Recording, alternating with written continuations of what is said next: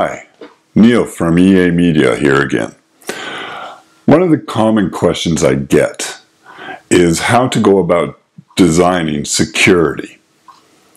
And that's a rather broad question. So what I always talk to people about is how to create your security zones. And that's what I'd like this video to be about today. By the way, if you like this video, please remember to subscribe to the channel. That way you can help grow the EA Media community. A number of years ago, I want to say around 2011 or 2012, I was working with a security architect from an outsourcing company, and he used a technique I'd never seen that he used for defining security zones. It was really a revelation to me and made me realize how simple it was to create logical security zones, and I thought I'd share it with you today. Basically, think of your enterprise as a board game made up of a whole bunch of squares. Each square is defined as its own specific security zone. For the purposes of this video, I'll use a game of tic-tac-toe as the board, but the larger the enterprise, the larger the board game you should use. You can think in terms of chess with a 10x10 grid pattern. You can think of Reversi with an 8x8 grid pattern. Sudoku has a board of 9x9. You get the idea. Now, when you think of this board game, you have to view each square as its own enclave. This is where you logically group the various components in each square. The lines? Those are the security controls that you use to segment each of the individual logical groupings. If you want to go from one grid to another, you have to go through each of the individual squares and their security controls.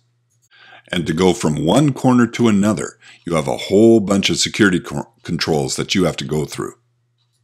Simple, huh? Never thought of it before he showed it to me, but it makes perfect sense and was an easy way to logically group what you had to design around.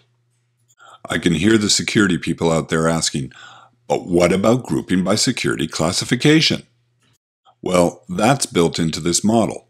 Each row in the model is a specific classification in your classification model. So say you have 4 classifications: public, internal only, restricted, and highly classified. Then you would have to have 4 rows, one for each of the classifications. What about your columns? Well, your columns are infrastructure-based. The way I use it is by putting the workstations in the most left-hand column, the servers in the most right-hand column, and then other devices in the middle that are common to both. For example, you could put printers, network devices, network infrastructure, that sort of thing in that one column. Now let's talk about the security controls. Those are the lines that separate the individual squares. If you're talking about a line separating squares along a row, you can use things like VLANs, VRFs, and router ACLs. Remember that each device along a row is of the same classification, so you don't have to have as tight of controls as you would if you're going along a column and changing classifications.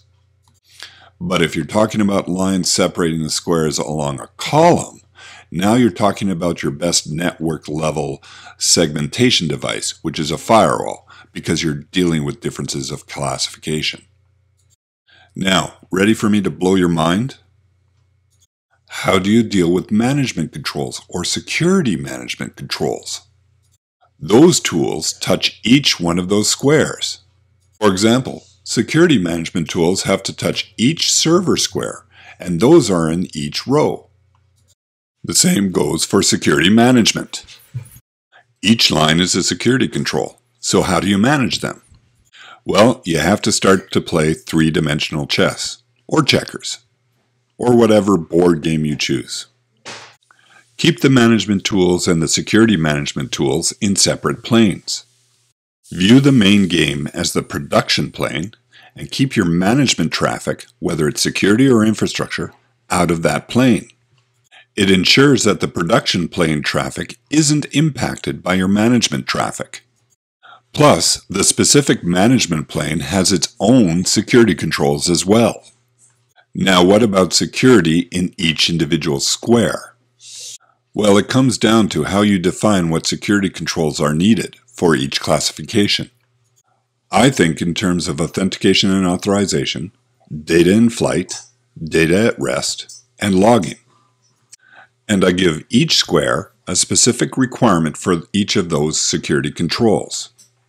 For things that go across squares, like Active Directory, I move that into the management planes and use the security controls in that zone. Get it?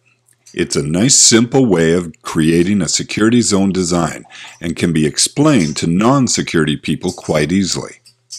Plus, it's something that the non-security IT architects can use for their areas of expertise. Well, that's it for this video. If you like this video, check out these other two that I've just highlighted. And don't forget to subscribe to this channel. I'm Neil Rarup with EA Media, and I hope that helps.